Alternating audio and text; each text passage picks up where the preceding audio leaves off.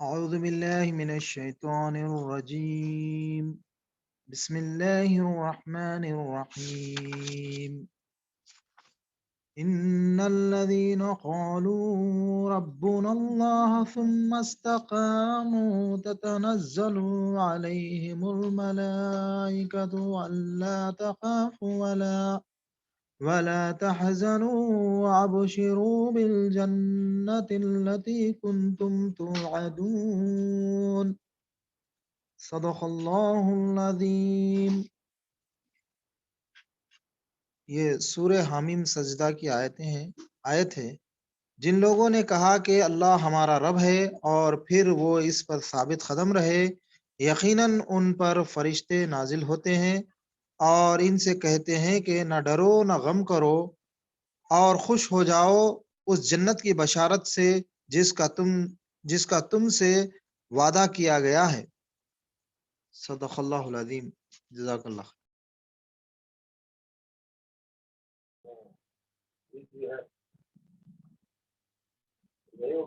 الحمدللہ جزاک اللہ خیر الحمدللہ کفا والسلام علی عبادہ الذین اصطفی اما بعد والصلاۃ والسلام علی من لا نبی بعد. تمام تعریفیں حمد و ثنا کی بلیائی اور بڑائی اللہ عز و جل کے لیے جس نے ہم سب کو ہدایت بخشی ورنہ ہم اپنے آپ سے ہدایت پانے والے نہ ہوتے. لاکھوں درود و لاکھوں سلام محمد رسول اللہ صلی اللہ علیہ وسلم پر، جن کے بعد کوئی اور نہیں.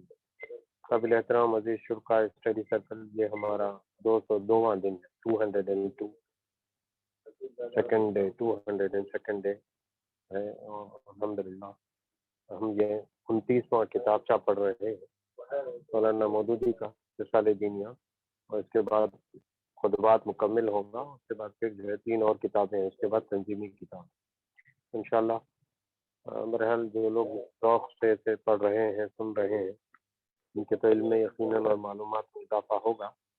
بہرحال ہم کو دراصل کتابیں پڑھ کے صرف کتابوں کی حد تک نہیں، بلکہ کتابوں سے آگے زندگیوں میں اپنانی اور زندگیوں سے آگے بڑھ کے دوسروں تک پہنچانے اور اپنے لیے نجات کا راستہ اس کے ذریعے سے پانے کی کوشش کرنی ہے. اللہ سے دعا ہے ہمارے اس مل بیٹھنے کو، پڑھنے کو اللہ قبول فرمائے. چلیے، چونکہ رسالہ دینیات ہے تو سب ایک ایک پیج مطلب آگے پیچھے اگر پڑھ سکتے ہیں تو شروع کیجیے. اوپر سب سے 1 نمبر 1 پہ ہے اظہر صاحب ہے، آپ شروع کیجیے. حنیف بھائی، میئر بھائی تو آخر میں ہوں گے. مبشر صاحب آپ بھی دیکھ لیجیے کتاب کا. میراج خان صاحب، رسالہ دینیات کا مطلب سبھی کے گھروں میں ہو رہا ہے. چلیے بسم اللہ. شکریہ. السلام علیکم ورحمۃ اللہ وبرکاتہ. وعلیکم السلام ورحمۃ اللہ. وعلیکم السلام ورحمۃ اللہ وبرکاتہ. آواز آ رہی مطلب. بسم اللہ. دیباچہ، یہ کتاب کا دیباچہ پڑھ رہا ہوں میں. یہ مختصر رسالہ خصوصیت کے ساتھ نوجوانوں کے لیے لکھا گیا ہے جو ہائی اسکول کی آخری جماعتوں یا کالج کی ابتدائی منزلوں میں تعلیم پاتے ہوں. ان کے علاوہ عام حاضرین بھی اس سے فائدہ اٹھا سکتے ہیں. اس کے پہلے ہی ایڈیشن کو، جو 1937 عیسوی میں شائع ہوا، ہندوستان کے بہت سے مدرسوں نے اور قیام پاکستان کے بعد پاکستان کے بھی بہت سے اسکولوں نے اپنی اونچی جماعتوں میں شریک نصاب کر لیا. 26 سال میں یہ اب 23 بار شائع ہو رہا ہے اور دنیا کی 5 بین الاقوامی زبانوں میں 1 لاکھ سے زائد چھپ چکا ہے. ہمارے ہاں دینیات کی پوری تعلیم کا عام انداز اب تک یہ رہا ہے کہ طلباء کو زیادہ سے زیادہ تر فقہی مسائل پڑھائے جاتے ہیں، جن میں نماز، روزہ، طہارت اور اسی نوعیت کی دوسری چیزوں کی تفصیلات ہوتی ہے. عقائد کی تعلیم نسبتاً کم ہوتی ہے اور وہ بھی نتیجہ خیز نہیں ہوتی. طالب علم کو آخر وقت تک یہ معلوم نہیں ہوتا کہ اسلام کیا ہے، کیا چاہتا ہے اور کیوں چاہتا ہے. اس کے عقائد کا انسان کی زندگی سے کیا تعلق ہے، وہ اگر تسلیم کیے جائے تو ان کا فائدہ کیا اور نہ تسلیم کیے جائے تو نقصان کیا ہے. اسلام محض تحکم کے طور پر ان عقائد کو منوا لینا چاہتا ہے یا اس کے پاس اس کی صحت و صداقت کے لیے کوئی دلیل بھی ہے؟ یہ تمام امور دین کی سمجھ اور اعتقاد کی درستی کے لیے نہایت ضروری ہے. جب تک یہ ذہن نشین نہ ہو فقہی مسائل کی تعلیم کوئی فائدہ نہیں دے سکتی، کیونکہ ایمان کے بغیر احکام کی اطاعت ممکن نہیں اور ایمان صرف عقائد ہی کے ٹھیک ٹھیک سمجھنے سے مستحکم ہو سکتا ہے. اسی طرح نماز روزہ کے متعلق احکام بتانے سے زیادہ ضروری یہ ہے کہ طالب علم کو عبادت اور احکام شریعت کی حکمتیں سمجھائی جائیں تاکہ وہ دل سے ان احکام کی پیروی پر آمادہ ہو. نماز کی ترکیب ظاہر ہے کہ اسی شخص کے لیے مفید ہو سکتی ہے جو نماز پڑھنا چاہتا ہو، ورنہ جو سرے سے نماز ہی پڑھنے کے لیے تیار نہ ہو تو اسے یہ بتانے سے کیا حاصل کہ نماز کس طرح پڑھنی چاہیے. لہٰذا احکام نماز کی بیان کرنے سے پہلے طالب علم کو یہ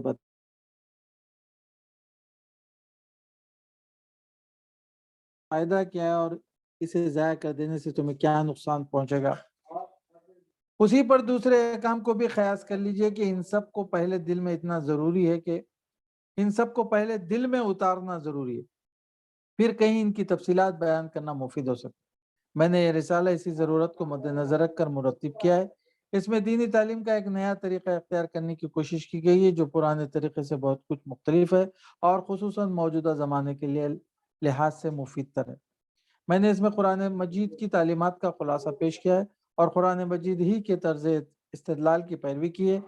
خدا کرے کہ یہ کوشش جس غرض کے لیے کی گئی ہے وہ پوری ہو اور یہ رسالے دینی کے ایک نئے طرز کا دروازہ کھول دے جو نسبتاً زیادہ نتیجہ خیز ہوتا ہے. مودودی صاحب 1960.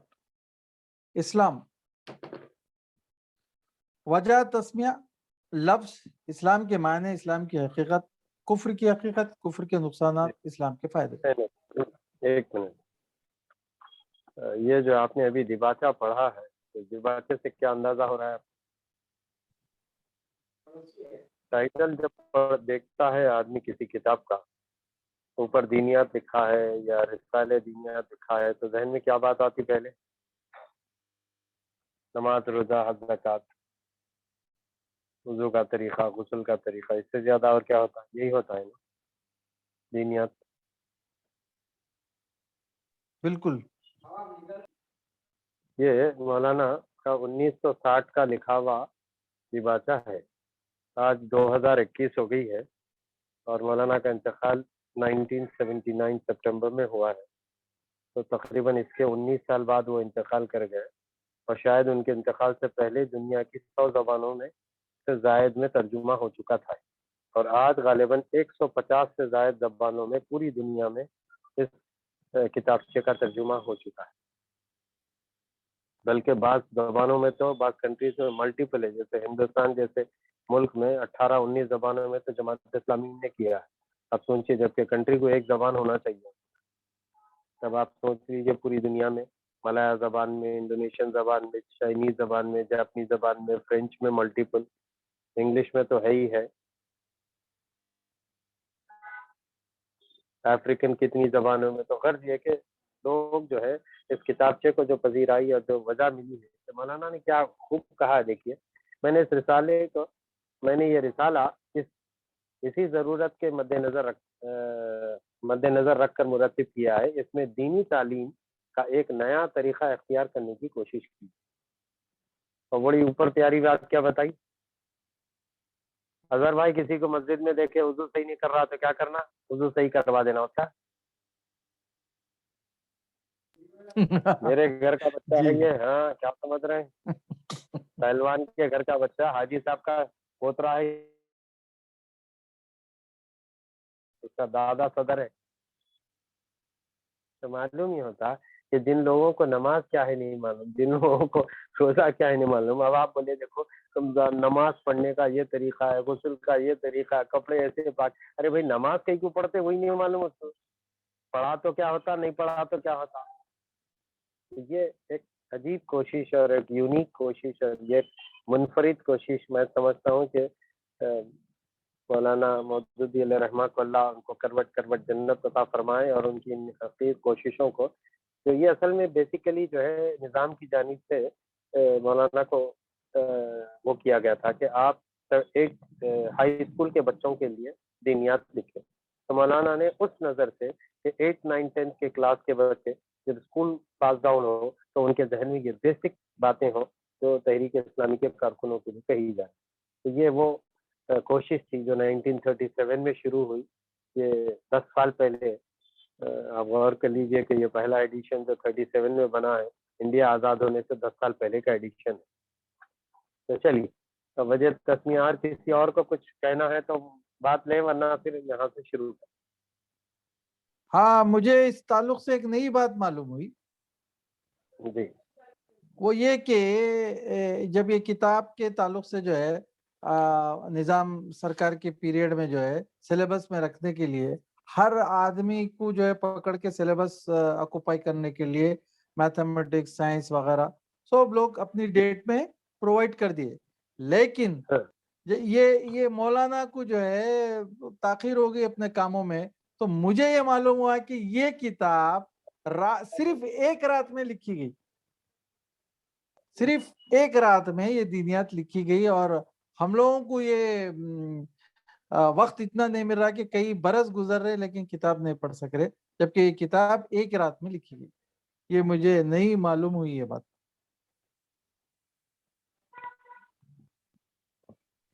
یہ بہرحال اتنا ایسا نہیں ہے کہ مولانا نے کچھ جلدی میں مرتب کر دیا. آپ غور کیجئے اب اس کتاب کا ایک ایک چیپٹر پڑھیں گے آپ تو آپ کا اندازہ ہوگا کہ جو ہے کیا کہنا چاہتے ہیں اور اس کے ذریعے سے آپ کے ذہن میں میرے ذہن میں اسلام کے عائد کردہ فرائض کی عظمت اس کے کرنے کے لیے آمادگی اور اس کو کرتے ہوئے دل کی مسرت اور خوشی کا جو لیول ہوا وہ کچھ اور ہوگا. اس لیے کہ ہم اب تک بغیر سمجھے بوجھے کتنے لوگ ہیں جو مثال کے طور پہ بہت سے ہمارے یہاں ایک چھتا بازار کی ایک مسجد کے صدر صاحب ہیں. میں بولا مل صاحب آپ حج کر کے آئے ذرا چہرے پہ داڑھی نہیں آئی. تو بولے میں الیکٹرانک کی فیلڈ میں ہوں نا تو ذرا جھوٹ زیادہ بولنا پڑتا. تو مطلب یہ ہے کہ ابھی وہ کرائٹیریا ہے کہ حج کر کے آنے کے بعد بھی داڑھی نہیں چھوڑ لیں گے کیونکہ جھوٹ جب تک جاری رہیں گی تو داڑھی نہیں رہیں گی. کلین شیو رہے تو اچھا.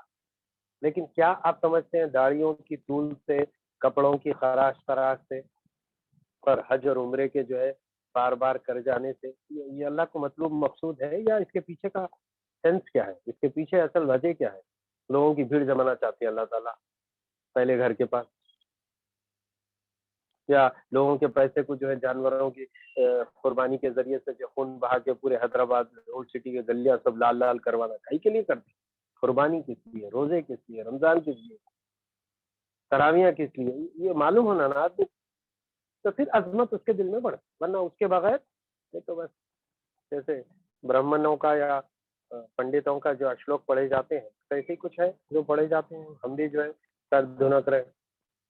آپ غور کیجئے تو صحابی رسول کیسے ہوں گے جنہوں نے اللہ کے نبی صلی اللہ علیہ وسلم سے ابی بن کعب رضی اللہ تعالیٰ جن کو اللہ کے رسول نے میرے مدینے کے صحابہ میں سب سے بڑے قرآن کے عالم قاری کہا. وہ 70 صورتیں اللہ کے نبی سے رات سن کے یاد کرتے ہیں. 70 surahs he memorized just by listening to the holy prophet. یہ کوئی چھوٹی چیز ہے؟ آپ سوچیں کیا کنسنٹریشن تھا ہوگا. کتنے ملٹیپل ٹائمز پڑھیں گے اللہ کے رسول وہ صورتیں جو ان لوگوں نے جو نمازوں میں اور بھی وہ نمازیں جس میں جہری ہے جس میں سنائی جاتا ہے. آہستہ والی نمازوں کا تو معلوم ہی نہیں ہوتا. تو زور سے پڑھنے والی نمازوں میں اتنی دفعہ پڑھا اللہ کے نبی نے صورتیں اور ان کی میموری کا کیا لیول ہوگا کہ وہ 70 surahs out of 140 وہ بائی ہارٹ کر لیتے ہیں. یہ چھوٹی چیز نہیں ہے نا. That shows their concentration. بات کو سنتے ہیں تو یہ اس پینل میں تھے ابی بن کعب جب قرآن مرتب ہو رہا تھا جنگ یمامہ کے بعد. حضرت عمر کے سجیشن سے حضرت ابو بکر نے ریکمینڈ کیا تو اس پینل میں ابی بن کعب تھے جنہوں نے اس قرآن کو فرسٹ ٹائم کمپائل کیا. چلیے بسم اللہ کیجیے آگے. بسم اللہ. اسلام وجہ تسمیہ لفظ اسلام کے معنی اسلام کی حقیقت کفر کی حقیقت کفر کے نقصانات اسلام کے فائدے. وجہ تسمیہ دنیا میں جتنے مذاہب ہیں ان میں سے ہر ایک کا نام یا تو کسی خاص شخص کے نام پر رکھا گیا ہے یا اس قوم کے نام پر جس میں مذہب پیدا ہوا. مثلا عیسائیت کا نام اس لیے عیسائیت ہے کہ اس کی نسبت حضرت عیسیٰ کی طرف ہے۔ بدھ مت کا نام اس لیے بدھ مت ہے کہ اس کے بانی مہاتما بدھ تھے۔ زردشتی مذہب کا نام اپنے بانی زردشت کے نام پر ہے۔ یہودی مذہب ایک خاص قبیلے میں پیدا ہوا جس کا نام یہودا تھا۔ ایسا ہی حال دوسرے مذاہب کے ناموں کا بھی ہے، مگر اسلام کی خصوصیت یہ ہے کہ وہ کسی شخص یا قوم کی طرف منسوب نہیں ہے، بلکہ اس کا نام ایک خاص صفت کو ظاہر کرتا ہے جو لفظ اسلام کے معنی میں پائی جاتی ہے۔ یہ نام خود ظاہر کرتا ہے کہ یہ کسی ایک شخص کی ایجاد نہیں، نہ کسی ایک قوم کے ساتھ مخصوص ہے۔ اس کو شخص یا ملک یا قوم سے کوئی علاقہ نہیں، صرف اسلام کی صفت لوگوں میں پیدا کرنا اس کا مقصد ہے۔ ہر زمانے اور ہر قوم کے جن سچے اور نیک لوگوں میں یہ صفت پائی گئی ہے وہ سب مسلم تھے، مسلم ہے اور آئندہ بھی ہوں گے۔ لفظ اسلام کے معنی، اسلام کے معنی عربی زبان میں اطاعت و فرمانبرداری کے ہیں۔ مذہب اسلام کا نام اسلام اس لیے رکھا گیا ہے کہ یہ اللہ تعالیٰ کی اطاعت و فرمانبرداری ہے۔ آگے پڑھتے جاؤں۔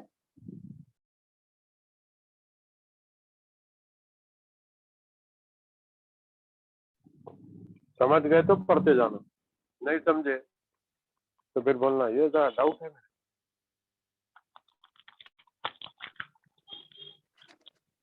اسلام کی حقیقت،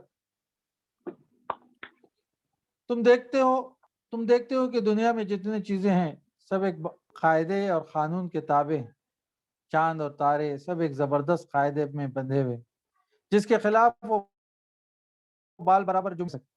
زمین اپنی خاص رفتار کے ساتھ گھوم رہی ہے، اس کے لیے جو وقت اور رفتار اور راستہ مقرر کیا گیا ہے اس میں ذرا فرق نہیں آتا۔ پانی اور ہوا، روشنی اور حرارت سب ایک ضابطے کے پابند ہے۔ جمادات و نباتات اور حیوانات میں ہر ایک کے لیے جو قانون مقرر ہے اسی کے مطابق یہ سب پیدا ہوتے ہیں، بڑھتے ہیں اور گھٹتے ہیں، جیتے ہیں اور مرتے ہیں۔ خود انسان کی حالت پر بھی تم غور کرو گے تو تم کو معلوم ہوگا کہ وہ بھی قانون قدرت کے تابع ہے۔ جو قاعدہ اس کی پیدائش کے لیے مقرر کیا گیا ہے اسی کے مطابق سانس لیتا ہے، پانی اور غذا اور حرارت اور روشنی حاصل کرتا ہے۔ اس کے دل کی حرکت، اس کے خون کی گردش، اس کے سانس کی آمد و رفت اسی ضابطے کی پابند ہے۔ اس کا دماغ، اس کا معدہ، اس کے پھیپھڑے، اس کے اعصاب اور عضلات، اس کے ہاتھ پاؤں، زباں، آنکھیں، کان اور ناک، غرض اس کے جسم کا ایک ایک حصہ وہی کام کر رہا ہے جو اس کے لیے مقرر ہے اور اسی طریقے پر کر رہا ہے جو اس کو بتلایا گیا۔ یہ زبردست قانون جن کی بندش میں بڑے بڑے سیاروں سے لے کر زمین کا ایک چھوٹے سے چھوٹا ذرہ تک جکڑا ہوا ہے، ایک بڑے حاکم کا بنایا ہوا قانون ہے۔ ساری کائنات اور کائنات کی ہر چیز اس حاکم کی مطیع اور فرمانبردار ہے، کیونکہ وہ اسی کے بنائے ہوئے قانون کی اطاعت و فرمانبرداری کر رہی ہے۔ اس لحاظ سے ساری کائنات کا مذہب اسلام ہے، کیونکہ ہم اوپر بیان کر چکے ہیں کہ خدا کی اطاعت و فرمانبرداری ہی کو اسلام کہتے ہیں۔ سورج، چاند اور تارے سب مسلم ہیں، زمین بھی مسلم ہے، ہوا اور پانی اور روشنی بھی مسلم ہے، درخت اور پتھر اور جانور بھی مسلم ہیں، اور وہ انسان بھی جو خدا کو نہیں پہچانتا اور خدا کا انکار کرتا ہے، جو خدا کے سوا دوسروں کو پوچھتا ہے، جو خدا کے ساتھ دوسروں کو شریک کرتا ہے، ہاں وہ بھی فطرت اور طبیعت کے لحاظ سے مسلم ہی ہے، کیونکہ اس کا پیدا ہونا، زندہ رہنا اور مرنا سب کچھ خدائی قانون ہی کے ماتحت ہے۔ اس کے تمام اعضاء اور اس کے جسم کے ایک ایک رونگٹے کا مذہب اسلام ہے، کیونکہ وہ سب خدائی قانون کے مطابق بنتے اور بڑھتے اور حرکت کرتے، حتیٰ کہ اس کی وہ زبان بھی اصل میں مسلم ہے جس سے وہ نادانی کے ساتھ شرک اور کفر کے خیالات ظاہر کرتا ہے۔ اس کا وہ سر بھی پیدائشی مسلم ہے جس کو وہ زبردستی خدا کے سوا دوسروں کے سامنے جھکاتا ہے۔ اس کا وہ دل بھی فطرتاً مسلم ہے جس میں وہ بے علمی کی وجہ سے خدا کے سوا دوسروں کی عزت اور محبت رکھتا ہے، کیونکہ یہ سب چیزیں خدائی قانون کی فرمانبردار ہیں اور اس کی ہر جنبش خدا ہی کے قانون کے ماتحت ہوتی ہے۔ اب ایک دوسرے پہلو سے دیکھو، انسان کو ایک حیثیت تو یہ ہے کہ وہ دیگر مخلوقات کی طرح قانون قدرت کے زبردست قاعدوں سے جکڑا ہوا ہے اور اس کی پابندی پر مجبور ہے۔ دوسری حیثیت یہ ہے کہ وہ عقل رکھتا ہے، سوچنے اور سمجھنے اور رائے قائم کرنے کی قوت رکھتا ہے، اور اپنے اختیار سے ایک بات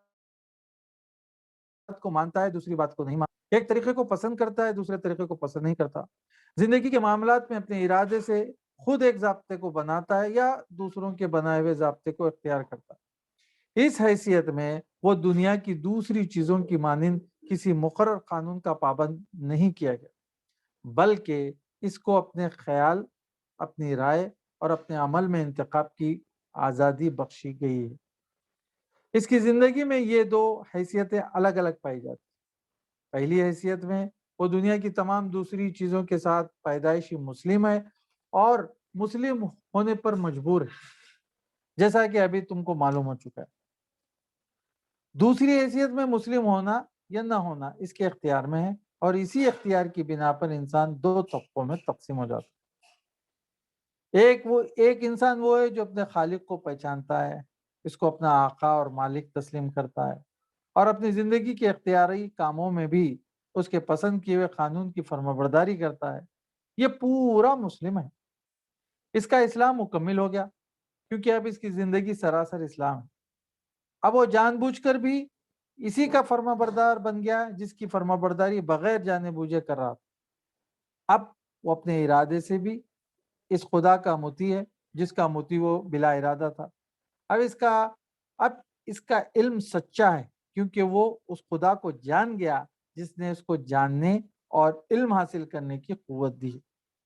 اب اس کی عقل اور اس کی رائے درست ہے، کیونکہ اس نے سوچ سمجھ کر اس خدا کی اطاعت کا فیصلہ کیا ہے جس نے اسے سوچنے سمجھنے اور رائے قائم کرنے کی قابلیت بخشی۔ اب اس کی زبان صادق ہے، کیونکہ وہ اسی خدا کا اقرار کر رہی ہے جس نے اس کو بولنے کی قوت عطا کی۔ اب اس کی ساری زندگی میں راستی ہی راستی، کیونکہ وہ بے اختیاری دونوں حالتوں میں خدا کے قانون کا پابند ہے۔ اب ساری کائنات سے اس کی آشتی ہوگی، کیونکہ کائنات کی ساری چیزیں جس کی بندگی کر رہی ہیں اسی کی بندگی وہ بھی کر رہا ہے۔ اب وہ زمین پر خدا کا خلیفہ نائب ہے، ساری دنیا اس کی ہے اور وہ خدا کا ہے۔ جی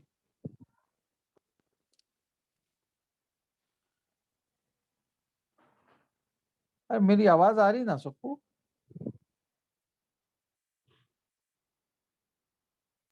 جی آ رہی آپ کی آواز آ رہی۔ اب یہاں تک تو کلیئر ہے نا، ایک دم بالکل سیدھی سمجھ میں آ رہی بات، ٹھیک ہے؟ کفر کی حقیقت، اس کے مقابلے میں دوسرا انسان وہ ہے جو مسلم پیدا ہوا اور اپنی زندگی بھر بے جانے بوجھے مسلم ہی رہا، مگر اپنے علم اور عقل کی قوت سے کام لے کر اس نے خدا کو نہ پہچان، اور اپنے اختیار کی حد میں اس نے خدا کی اطاعت کرنے سے انکار کر دیا۔ یہ شخص کافر ہے۔ کفر کی اصلی معنی چھپانے اور پردہ ڈالنے کے۔ ایسے شخص کو کافر اس لیے کہا جاتا ہے کہ اس نے اپنی فطرت پر نادانی کا پردہ ڈال رکھا۔ وہ اسلام کی فطرت پر پیدا ہوا، اس کا سارا جسم اور جسم کا ہر حصہ اسلام کی فطرت پر کام کر رہا ہے، اس کے گرد و پیش ساری دنیا اسلام پر چل رہی ہے، مگر اس کی عقل پر پردہ پڑ گیا۔ تمام دنیا کی اور خود اپنی فطرت اس پر چھپ گئی اور وہ اس کے خلاف سوچتا ہے، اس کے خلاف چلنے کی کوشش کرتا ہے۔ اب تم سمجھ سکتے ہو کہ جو شخص کافر ہے وہ کتنی بڑی گمراہی میں مبتلا ہے۔ کفر کے نقصانات۔ کفر ایک جہالت ہے، بلکہ اصلی جہالت کفری ہے۔ اس سے بڑھ کر اور کیا جہالت ہو سکتی ہے کہ انسان خدا سے ناواقف ہو۔ ایک شخص کائنات کے اتنے بڑے کارخانے کو رات دن چلتے ہوئے دیکھتا ہے، مگر نہیں جانتا کہ اس کارخانے کو بنانے اور چلانے والا کون ہے۔ وہ کون کاریگر ہے جس نے کوئلے اور لوہے اور کیلشیم اور سوڈیم اور ایسی ہی چند چیزوں کو ملا کر انسان جیسی لاجواب مخلوق پیدا کر دی۔ ایک شخص دنیا میں ہر طرف ایسی چیزیں اور ایسے کام دیکھتا ہے جن میں بے نظیر انجینئری، ریاضی، ریاضدانی، کیمیائی دانی اور ساری دانائیوں کے کمالات نظر آتے ہیں، مگر وہ نہیں جانتا کہ وہ علم اور حکمت اور دانش والی ہستی کون سی ہے جس نے کائنات میں سارے کام انجام دیے ہیں۔ سوچو اور غور کرو، ایسے شخص کے لیے صحیح علم کے دروازے کیسے کھل سکتے ہیں جس کو علم کا پہلا ہی سرا نہ معلوم ہے؟ وہ خواہ کتنا ہی غور و فکر کرے اور کتنی ہی تلاش و تجسس میں سر کھپائے، اس کو کسی شعبے میں علم کا سیدھا اور یقینی راستہ نہ ملے گا، کیونکہ اس کو شروع میں بھی جہالت کا اندھیرا نظر آئے گا اور آخر میں بھی وہ اندھیرے کے سوا کچھ نہ دیکھے گا۔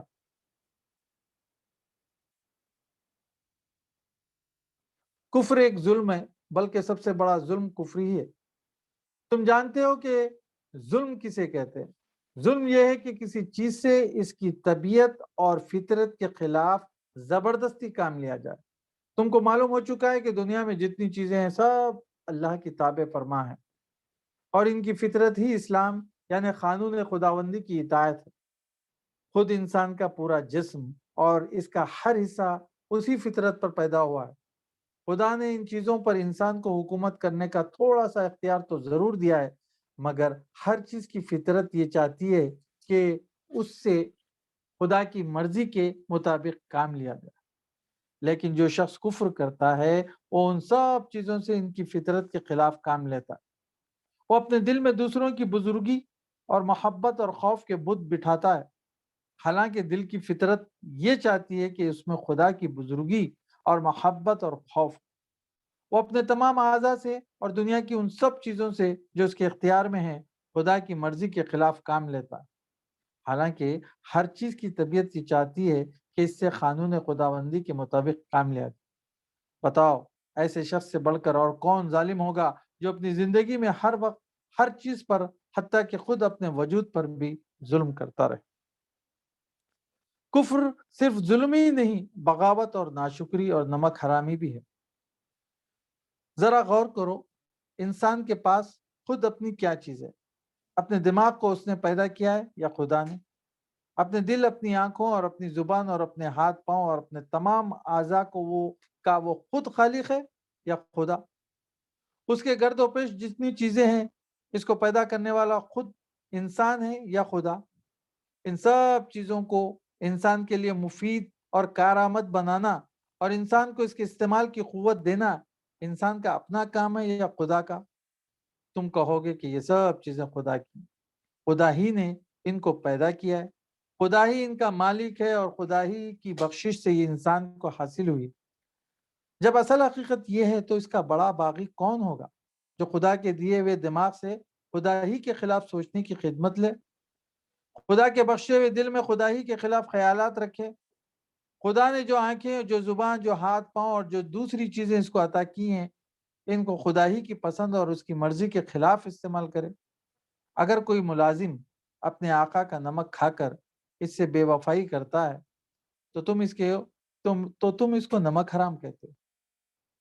اگر کوئی سرکاری آفیسر حکومت کے دیے ہوئے اختیارات کو خود حکومت ہی کے خلاف استعمال کرتا ہے تو تم اسے باغی کہتے ہو۔ اگر کوئی اپنے محسن سے دغا کرتا ہے تو تم اسے احسان فراموش کہتے ہو۔ لیکن انسان کے مقابلے میں انسان کی نمک حرامی، غداری اور احسان فروشی کی کیا حقیقت؟ انسان کو کہاں سے رزق دیتا ہے؟ وہ خدا کا دیا ہوا رزق ہی تو ہے۔ حکومت اپنے ملازموں کو جو اختیارات دیتی ہے وہ کہاں سے آئے ہیں؟ خدا ہی نے تو اس کو فرما روائی کی طاقت دی ہے۔ کوئی احسان کرنے والا دوسرے شخص پر کہاں سے احسان کرتا ہے؟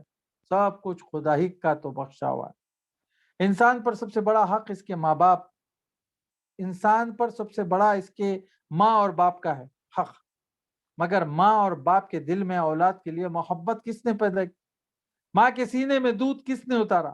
باپ کے دل میں یہ بات کس نے ڈالی کہ یہ اپنے گاڑے پسینے کی کمائی گوشت پوش کے ایک بیکار لوتھڑے پر خوشی خوشی لٹا دے اور اس کی پرورش اور تعلیم و تربیت میں اپنا وقت، اپنی دولت، اپنی آسائش سب کچھ قربان کر دے؟ اب بتاؤ کہ جو خدا انسان کا اصلی محسن ہے، حقیقی بادشاہ ہے،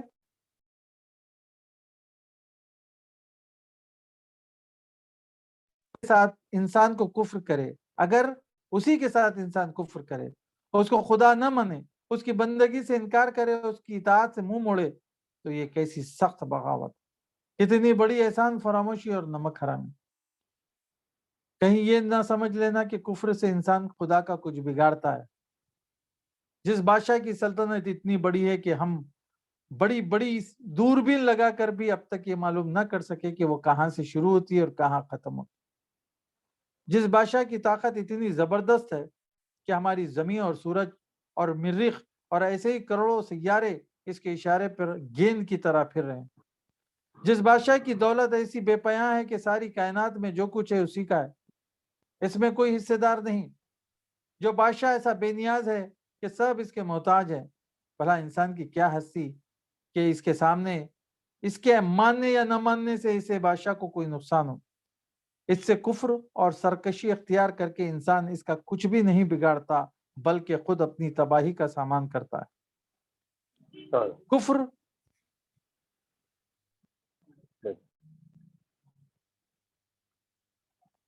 جی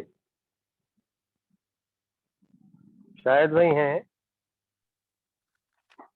یہ ایک پیراگراف پڑھے تو ختم ہو جاتا۔ اچھا پڑھ لیجیے۔ کفر اور نافرمانی کا لازمی نتیجہ یہ ہے کہ انسان ہمیشہ کے لیے ناکام و نامراد ہو جائے۔ ایسے شخص کو علم کا سیدھا راستہ کبھی نہ مل سکے گا، کیونکہ جو علم خود اپنے خالق کو نہ جانے وہ کس چیز کو صحیح جان سکتا ہے۔ اس کی عقل ہمیشہ ٹیڑھے راستے پر چلے گی، کیونکہ جو عقل خود اپنے بنانے والے کے پہچاننے میں غلطی کرے وہ کس چیز کو صحیح سمجھ سکتی۔ وہ اپنی زندگی کے سارے معاملات میں ٹھوکروں پر ٹھوکریں کھائے گا۔ اس کے اخلاق خراب ہوں گے، اس کا تمدن خراب ہوگا، اس کی معاشرت خراب ہوگی، اس کی معیشت خراب ہوگی، اس کی حکومت اور سیاست خراب ہوگی۔ وہ دنیا میں بدامنی پھیلائے گا، کشت و خون کرے گا، دوسروں کے حقوق چھینے گا، ظلم و ستم کرے گا، خود اپنی زندگی کو اپنے برے خیالات اور اپنی شرارت اور بدعملی سے اپنے لیے تلخ کر لے گا۔ پھر جب وہ اس دنیا سے گزر کر آخرت کے عالم میں پہنچے گا تو وہ سب چیزیں جن پر وہ تمام عمر ظلم کرتا رہا تھا اس کے خلاف نالش کریں گی۔ اس کا دماغ، اس کا دل، اس کی آنکھیں، اس کے کان اور اس کے ہاتھ پاؤں، غرض اس کا رونگٹا خدا کی عدالت میں اس کے خلاف استغاثہ کرے گا کہ اس ظالم نے تیرے خلاف بغاوت کی اور اس بغاوت میں ہم سے زبردستی کام لیا۔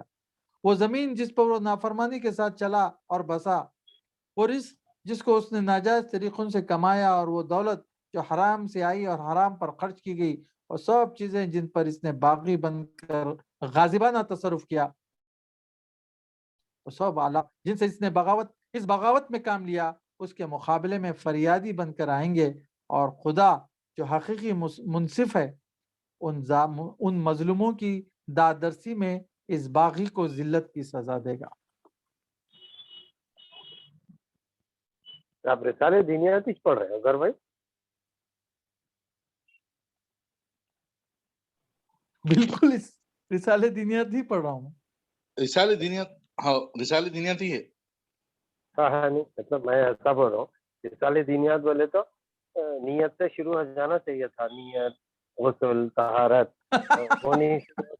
یہ منطق اور فلسفہ سمجھایا جا رہا ہے کہ جو ہے وہ کون ہے جو بچے کی پیدائش پہ ماں کے دل میں محبت ڈالتا، سینے میں دودھ ڈالتا، باپ کو جو ہے اپنے اس گوشت کے چھوٹے سے ٹکڑے کے لیے جو خرچ کرنے دیا۔ کافی باتیں ہیں، فلسفی باتیں ہیں یا دل کی آوازیں ہیں، یہ لیکن چھپ گئی تھی صفات میں۔ اس زمین اور آسمان کا چلانے والا اپنی مخلوق کے ساتھ جتنی مہربانی، جتنی رحمت کرتا ہے کوئی اور نہیں کر سکتا۔ ماں باپ تو بہت چھوٹی چیز ہے، جس نے پیدا کیا، جس نے زندگی بخشی، جو زندہ رکھتے ہوئے کھلاتا ہے پلاتا ہے، انسان کو صلاحیتیں بخشا ہے، تو پھر ایک وقت خاص مارے گا، دوبارہ اٹھائے گا، حساب و کتاب لے گا، اور پھر کہیں جنت اور کہیں دوزخ عطا کرے گا۔ یہ ہے رسالے دینیات، جس دینیات کو پڑھ کے بات تو بہت اچھی ہے بھائی، میرے زمانے میں جو چلتا کیا، اب حیدرآباد میں تو مجلس کا ہے، اب کیسا ہوں گا اپن یہ اچھے باتیں کرے تو اسلام کی کیا کرنا چاہیے؟ سب لچے لفنگے ہو جانا، سب سیکنڈ لینگویج حیدرآباد کی بولنے لگ جانا، کیونکہ اسلام نافذ ہونے کے لیے نہیں آیا بھائی، شیروانی پہن لیے تو مسلمان دکھتے بس ختم۔ امپی صاحب پہنے نا، اپن بھی پہنیں گے، ساتھ ایم ایل ایس پہنتے۔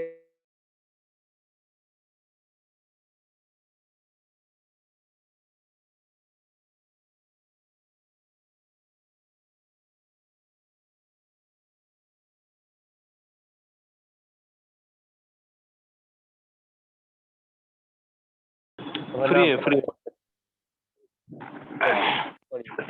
اسلام کے فائدے، یہ ہے کفر کے نقصانات۔ آؤ اب ایک نظر یہ بھی دیکھو کہ اسلام کا طریقہ اختیار کرنے میں کیا فائدہ ہے۔ اوپر تم کو معلوم ہو چکا ہے کہ اس جہان میں ہر طرف خدا کی خدائی کے نشانات پھیلے ہوئے ہیں۔ کائنات کا یہ عظیم الشان کارخانہ جو ایک مکمل نظام اور ایک اٹل قانون کے تحت چل رہا ہے، خود اس بات پر گواہ ہے کہ اس کا بنانے والا اور چلانے والا ایک زبردست فرمانروا ہے جس کی حکومت سے کوئی چیز سرتابی نہیں کر سکتی۔ تمام کائنات کی طرف خود انسان کی فطرت بھی یہی ہے کہ اس کی اطاعت کرے، چنانچہ بے سمجھے وہ رات دن اس کی اطاعت کر ہی رہا ہے، کیونکہ اس کے قانون قدرت کی خلاف ورزی کر کے وہ زندہ ہی نہیں رہ سکتا۔ لیکن خدا نے انسان کو علم کی قابلیت، سوچنے اور سمجھنے کی قوت اور نیک و بد کی تمیز دے کر ارادے اور اختیار میں تھوڑی سی آزادی بخش دی ہے۔ اس آزادی میں دراصل انسان کا امتحان ہے، اس کی عقل کا امتحان ہے، اس کی تمیز کا امتحان ہے، اس بات کا امتحان ہے کہ اسے جو آزادی عطا کی گئی ہے اس کو وہ کس طرح استعمال کرتا ہے۔ اس امتحان میں کوئی ایک طریقہ اختیار کرنے پر انسان کو مجبور نہیں کیا گیا ہے، کیونکہ مجبور کرنے سے امتحان کا مقصد ہی فوت ہو جاتا ہے۔ تم سب سمجھ سکتے ہو کہ امتحانات میں سوالات کا پرچہ دینے کے بعد اگر تم کو ایک خاص جواب دینے پر مجبور کر دیا جائے تو ایسے امتحان سے کوئی فائدہ نہ ہوگا۔ تمہاری اصل قابلیت تو اسی وقت کھلے گی جب تم کو ہر قسم کا جواب دینے کا اختیار ہو۔ اگر تم نے صحیح جواب دیا تو کامیاب ہوگے اور آئندہ ترقیوں کا دروازہ تمہارے لیے کھل جائے گا، اور اگر غلط جواب دیا تو ناکام ہوگے اور اپنی ناقابلیت سے خود ہی اپنی ترقی کا راستہ روک لوگے۔ بالکل اسی طرح اللہ تعالیٰ نے بھی اپنے امتحان میں انسان کو آزاد رکھا ہے کہ جو طریقہ چاہے اختیار کرے۔ اب ایک شخص تو وہ ہے جو خود اپنی اور کائنات کی فطرت کو نہیں سمجھتا، اپنے خالق کی ذات و صفات کو پہچاننے میں غلطی کرتا ہے اور اختیار کی جو آزادی اسے دی گئی ہے اسی سے فائدہ اٹھا کر نافرمانی اور سرکشی کا طریقہ اختیار کرتا ہے۔ یہ شخص علم اور عقل اور تمیز اور فرض شناسی کے امتحان میں ناکام ہو گیا ہے۔ اس نے خود ثابت کر دیا کہ وہ ہر حیثیت سے ادنا درجے کا آدمی ہے، لہٰذا اس کا وہی انجام ہونا چاہیے جو تم نے اوپر دیکھ لیا۔ اس کے مقابلے میں ایک دوسرا شخص ہے جو اس امتحان میں کامیاب ہو گیا۔ اس نے علم اور عقل سے صحیح کام لے کر خدا کو جانا اور مانا، حالانکہ وہ ایسا کرنے پر مجبور نہیں کیا گیا تھا۔ اس نے نیک و بد کی تمیز میں بھی غلطی نہ کی اور اپنے آزاد انتخاب سے نیکی ہی کو پسند کیا، حالانکہ وہ بدی کی طرف بھی مائل ہونے کا اختیار رکھتا تھا۔ اس نے اپنی فطرت کو سمجھا، اپنے خدا کو پہچانا اور نافرمانی کا اختیار رکھنے کے باوجود خدا کی فرما برداری ہی اختیار کی۔ اس شخص کو امتحان میں اسی وجہ سے تو کامیابی نصیب ہوئی کہ اس نے اپنی عقل سے ٹھیک کام لیا، آنکھوں سے ٹھیک دیکھا، کانوں سے ٹھیک سنا، دماغ سے ٹھیک رائے اختیار کی اور دل سے اسی بات کی پیروی کرنے کا فیصلہ کیا جو ٹھیک تھی۔ اس نے حق کو پہچان کر یہ بھی ثابت کر دیا کہ وہ حق شناس ہے اور حق کے آگے سر جھکا کر یہ بھی دکھا دیا کہ وہ حق پرست ہے۔ ظاہر ہے کہ جس شخص میں یہ صفات موجود ہوں اس کو دنیا اور آخرت دونوں میں کامیاب ہونا ہی چاہیے۔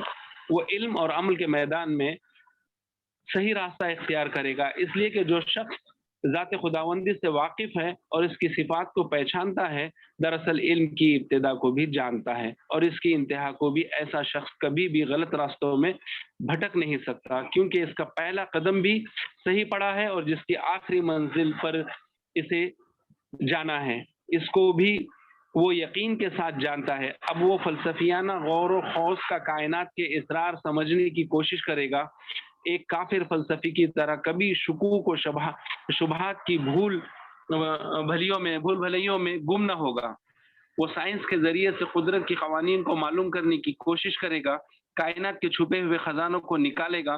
خدا نے جو قوتیں دنیا میں اور خود انسانوں کے وجود میں پیدا کی ہیں ان کو ڈھونڈ کر معلوم کرے گا. زمین و آسمان میں جتنی چیزیں ہیں ان سب سے کام لینے کے بہتر سے بہتر طریقے دریافت کرے گا. مگر خدا شناسی ہر موقع پر اس کو سائنس کا غلط استعمال کرنے سے روکے گی. وہ کبھی اس غلط فہمی میں نہ پڑے گا کہ میں ان چیزوں کا مالک ہوں, میں نے فطرت پر فتح پالی ہے, میں اپنے نفع کے لیے سائنس سے مدد لوں گا, دنیا کو زیر و زبر کر دوں گا, لوٹ مار اور کشت و خون کر کے اپنی طاقت کا سکہ سارے جہان میں بٹھا دوں گا. یہ ایک کافر سائنٹسٹ کا کام ہے.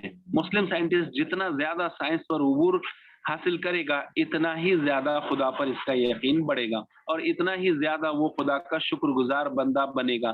اس کا عقیدہ یہ ہوگا کہ میرے مالک نے میری قوت اور میرے علم میں جو اضافہ کیا ہے اس سے میں اپنی اور تمام انسانوں کی بھلائی کے لیے کوشش کروں گا اور یہی اس کا صحیح شکریہ ہے. اسی طرح تاریخ, معاشیات, سیاسیات, قانون اور دوسرے علوم و فنون میں بھی ایک مسلم اپنی تحقیق اور جدوجہد کے لحاظ سے ایک کافر کے مقابلے میں کم نہ رہے گا, مگر دونوں کی نظر میں بڑا فرق ہوگا.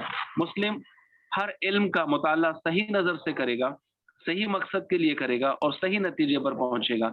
تاریخ میں وہ انسان کے گزشتہ تجربوں سے ٹھیک سبق لے گا, قوموں کی ترقی و تنزل کے صحیح اسباب معلوم کرے گا, ان کی تہذیب و تمدن کی مفید چیزیں دریافت کرے گا, ان کے نیک دل لوگوں کے حالات سے فائدہ اٹھائے گا اور ان تمام چیزوں سے بچے گا جن کی بدولت پچھلی قومیں تباہ ہو گئیں. معاشیات میں دولت کمانے اور خرچ کرنے کے ایسے طریقے معلوم کرے گا جن سے تمام انسانوں کا بھلا ہو, نہ یہ کہ ایک کا فائدہ اور بہتوں کا نقصان ہو. سیاسیات میں اس کی تمام توجہ اس طرف صرف ہوگی کہ دنیا میں امن, عدل اور انصاف اور نیکی و شرافت کی حکومت ہو. کوئی شخص یا کوئی جماعت خدا کے بندوں کو اپنا بندہ نہ بنائے. حکومت اور اس کی تمام طاقتوں کو خدا کی امانت سمجھا جائے اور بندگان خدا کی بہتری کے لیے استعمال کیا جائے. قانون میں وہ اس نظر سے غور کرے گا کہ عدل و انصاف کے ساتھ لوگوں کے حقوق مقرر کیے جائیں اور کسی صورت سے کسی پر ظلم نہ پائے. مسلم کے اخلاق میں خدا ترسی, حق شناسی اور راست بازی ہوگی. وہ دنیا میں یہ سمجھ کر رہے گا کہ سب چیزوں کا مالک خدا ہے. میرے پاس اور سب انسانوں کے پاس جو کچھ ہے خدا ہی کا دیا ہوا ہے. میں کسی چیز کا حتیٰ کہ خود اپنے جسم اور جسمانی قوتوں کا بھی مالک نہیں ہوں. سب کچھ خدا کی امانت ہے اور اس امانت میں تصرف کرنے کا جو اختیار مجھ کو دیا گیا ہے اس کو خدا ہی کی مرضی کے مطابق استعمال کرنا چاہیے. ایک دن خدا مجھ سے اپنی یہ امانت واپس لے گا اور اس وقت مجھ کو ایک چیز کا حساب دینا ہوگا. یہ سمجھ کر جو شخص دنیا میں رہے اس کے اخلاق کا اندازہ کرو. وہ اپنے دل کو برے خیالات سے پاک رکھے گا, وہ اپنے دماغ کو برائی کی فکر سے بچائے گا, وہ اپنی آنکھوں کو بری نگاہوں سے روکے گا, وہ اپنے کانوں کو برائی سننے سے باز رکھے گا, وہ اپنی زبان کی حفاظت کرے گا تاکہ اس سے حق کے خلاف کوئی بات نہ نکلے. وہ اپنے پیٹ کو حرام کے رزق سے بھرنے کی بجائے بھوکا رہنا زیادہ پسند کرے گا. وہ اپنے ہاتھوں کو ظلم کے لیے کبھی نہ اٹھائے گا, وہ اپنے پاؤں کو برائی کے راستے پر کبھی نہ چلائے گا, وہ اپنے سر کو باطل کے سامنے کبھی نہ جھکائے گا, خواہ وہ کاٹ ہی کیوں نہ ڈالا جائے. وہ اپنی کسی خواہش اور کسی ضرورت کو ظلم اور ناحق کے راستے سے کبھی نہ پورا کرے گا. وہ نیکی اور شرافت کا مجسمہ ہوگا, حق اور صداقت کو ہر چیز سے زیادہ عزیز رکھے گا اور اس کے لیے اپنی ذات کے ہر فائدے اور اپنے دل کی ہر خواہش کو بلکہ اپنی ذات کو بھی قربان کر دے گا.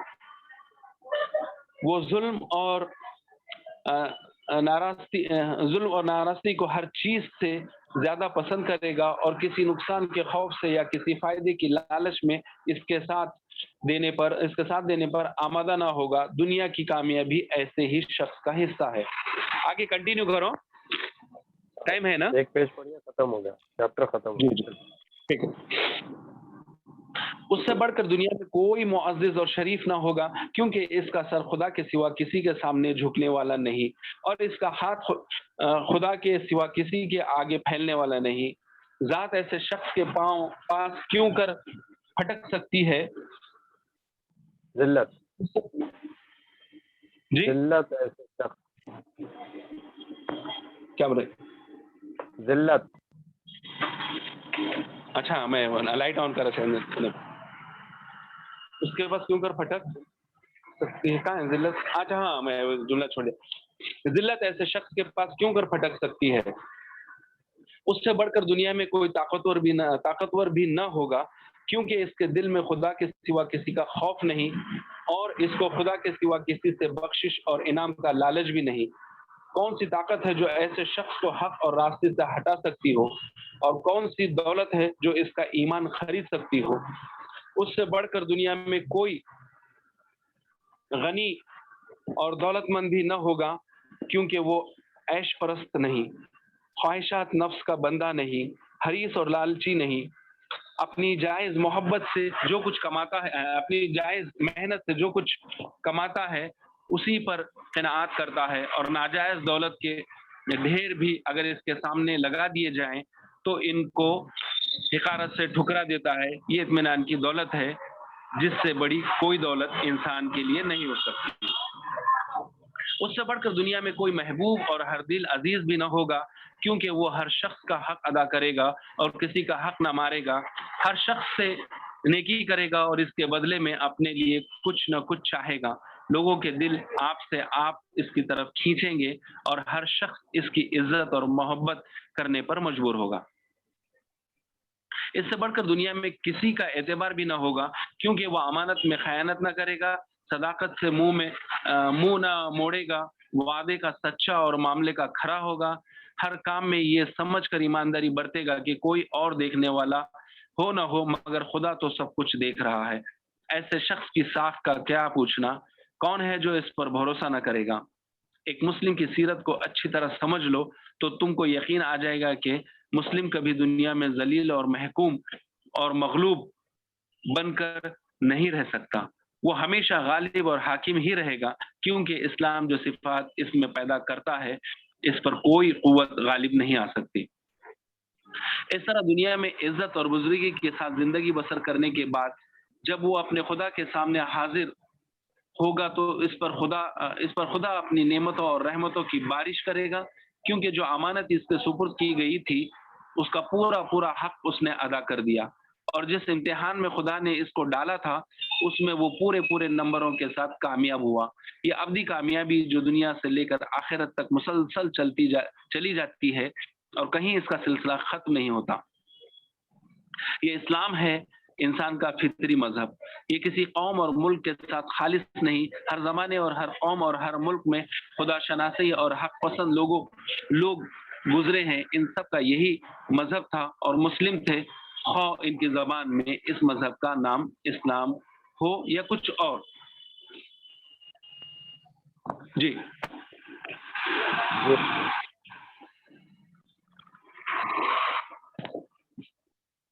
اسلام کے معنی، اسلام کی حقیقت، کفر کی حقیقت، کفر کے نقصانات، اسلام کے فوائد، یہ باتیں تھی جو آج چیپٹر میں بتائی۔ یہ جو نرالا انداز ہے یہ بتا رہا ہے کہ روایتی انداز میں آپ زمین اور آسمان کی جتنی چیزوں کو جانتے ہیں، چرین ترین پہاڑ، جو کچھ آسمان، زمین، کیڑے مکوڑے، جانور، جاندار، سب سوائے ایک انسان اور ایک دوسرا جن، یہ دو مخلوقوں کو چھوڑ کے باقی کی ہر مخلوق اللہ کی احکام کی پابند ہے۔ وہ اپنی مرضی سے کچھ نہیں کر سکتی، وہ وہی کچھ کرتی ہے جس پر اللہ نے انہیں پابند رکھا ہے۔ صرف ایک انسان کو چند ایک اختیارات، آزادی رائے اور آزادی عمل، اسی طرح جنوں کو بھی آزادی رائے آزادی دے کر اللہ نے بھیجا، اور وہ آج جو کچھ دنیا میں ہم دیکھتے ہیں کہ سرکشی کے ذریعے انسانوں نے اپنا لی ہے، اور خدا سے کتنے باغی ہو گئے لوگ، اور خدا سے بیزار کتنے ہو گئے، اور اس میں ہماری کتنی بڑی ذمہ داری ہے کہ امت مسلمہ جن کے پاس یہ مذہب آخری نبی محمد رسول اللہ صلی اللہ علیہ وسلم کے زبانی ذریعے سے ہم تک پہنچا، مکمل، clear cut, with no doubt, with no further explanation، لیکن ہم نے اسے اس خزانے پر بیٹھے سانپ کی مانند کنڈلی مار کے پھن پھیلائے بیٹھے ہیں، نہ خود عمل کرتے، نہ خزانے سے سانپ خود فائدہ اٹھاتا، نہ دوسروں کو اٹھانے دیتا، تو ہمارا حال ایسے ہی کچھ ہو گیا ہے۔ ہم اسلام کے نام لیوا تو ہے ضرور، لیکن کبھی تو ایسا لگتا ہے کہ ہم کو دیکھ کر لوگ اسلام سے دور بھاگ رہے ہیں۔ اللہ سے دعا ہے سننے سننے پڑھنے سے آگے بڑھ کر ہم سب کو عمل کی توفیق عطا فرما دے، ہماری خطاؤں کو درگزر کر دے، ہمارے گناہوں کو معاف فرما دے، ہم سب کی مغفرت کر دے۔ اللہ ہمیں اپنے رحمان والے بندوں میں شامل فرما، جن کی آنکھوں کو ٹھنڈک ان کی بیویوں اور بچوں سے ہوتی ہے۔ اللہ ہم سب کو متقیوں کا امام بنا دے۔ اے اللہ ہم تیرے وہ مخلص بندوں میں سے ہو جائیں جن پر شیطان کے حربے نہیں چلتے، جن کے نفس شرارتوں سے باز رہتے ہیں۔ اے اللہ ہمیں ان میں سے شامل کر۔ اے اللہ جس ساری دنیا میں مسلمانوں کی جان مال عزت آبرو کی حفاظت فرما۔ اے اللہ اس ملک میں چل رہے یہ 5 اسٹیٹوں کے الیکشنز میں اے اللہ ایسے نتائج لے آ جس کے ذریعے سے ظالموں کا اس ملک سے سایہ اور منہ کالا ہو۔ اے اللہ انسانیت کو جینے کے آسانیاں عطا فرما۔ اے اللہ امت مسلمہ کو ایک اور نیک کر دے، کینہ کپٹ حسد جلن جیسی بیماریوں سے ہم سب کو محفوظ فرما۔ اے اللہ تو ہم سے راضی ہو جا، سے راضی ہو۔ سبحان ربک رب العزت عما یصفون وسلام علی المرسلین، الحمد للہ۔